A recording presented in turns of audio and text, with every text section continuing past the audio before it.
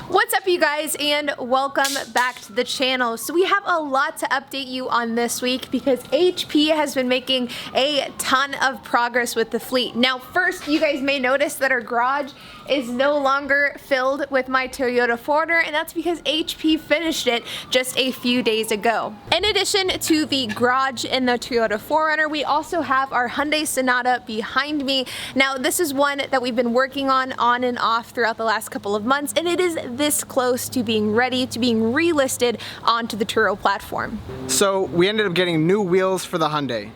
Well, not quite. As you can tell, they actually look nice and refinished, and that's a special DIY job I did with Plastidip, which is just pretty much a rubberized coating. It looks a lot better than the all marred up old wheels, and it just gives a new life into the vehicle, and it makes it look actually pretty sportier with the black wheels, if I do say so myself.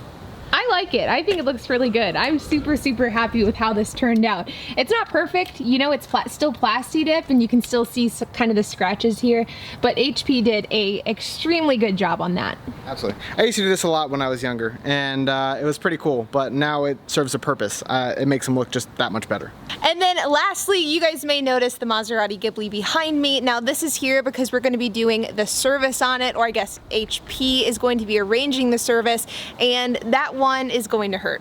It's gonna be expensive. But stay tuned for that in another video.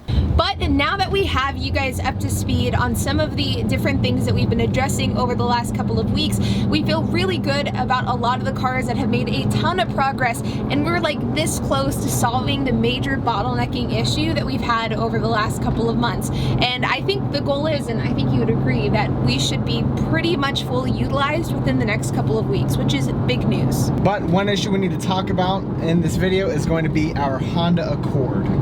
So this is our 2011 Honda Accord, and you guys may remember that a couple of weeks ago we talked about how this car was damaged on a rental. So a couple of weeks ago this car was out on a rental, and the guy had called us telling us that the wheel had just simply fallen off. Now HP almost knew immediately what that meant, and over the last couple of weeks we've been going through the process of filing a damage claim for this car. So after talking to the guy on the phone, I quickly determined it was a lower ball joint failure, which technically just doesn't happen out of the blue, but as you can tell, it happened pretty badly. It just simply ripped out of the socket. There was nothing there to control the wheel any longer, so it decided to exit its normal location. And when it pulled out the drive shaft and stretched the outer tie rod, and it's just not good right now. Now the thing about damage like this, mechanical damage, mechanical failure, is that it is very difficult to prove that the damage was caused by the guest.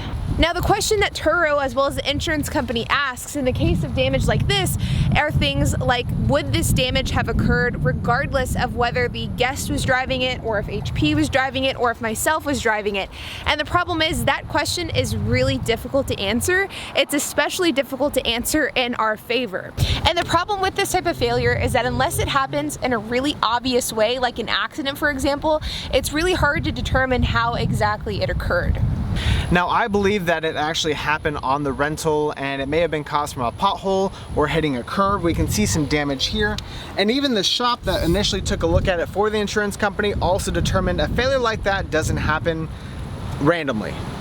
And that brings us to the problem that we are having today, which is ultimately determining who's at fault for this damage. And unfortunately, Turo determined that it was a mechanical damage, and though they don't necessarily think it was our fault as the host, they also don't feel confident enough to place the blame on the guests either. So our damage claim was unfortunately denied. And ultimately, the reasoning behind this verdict was that though Turo does agree that most likely this damage occurred because of a pothole or because of the guest hitting a curb, they ultimately said that this damage should not have occurred because of that type of incident, and that if the guest hit a curb or hit a pothole and it caused this type of damage, there's nothing to say that if HP was driving it or if I was driving it and we also hit a curb, that it wouldn't have caused the exact same damage. Basically, it's like the wrong place at the wrong time for the guest, and as a result, they shouldn't have been held accountable for the damage to this car.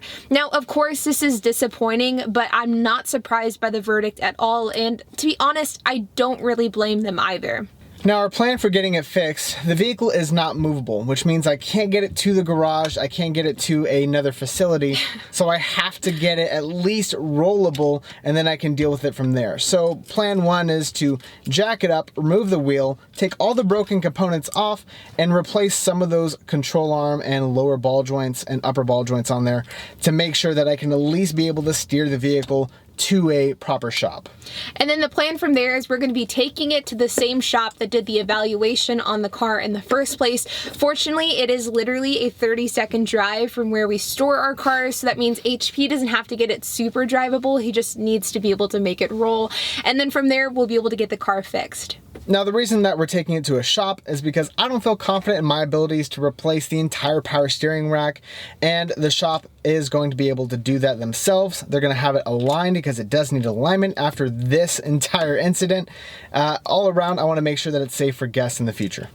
And so because of that, we're taking it to the shop to ensure that there's no issues in the future, that we can get it fixed, and then we can send it out on the road. Now my goal for this is to have this car fixed by the holiday season. Thanksgiving and Christmas, New Year's is a rocking time for Turo, so we're kind of on a time crunch trying to get our fleet to 100% utilization for the holiday season. So stay tuned because we will definitely be keeping you guys up to date on how the repair for this car goes, how much it costs, and how we are ultimately dealing with this so that it can get rented out ASAP. And guys, be sure to hit that like button, hit that subscribe button, and hit that notification bell, and we'll see you on the next episode.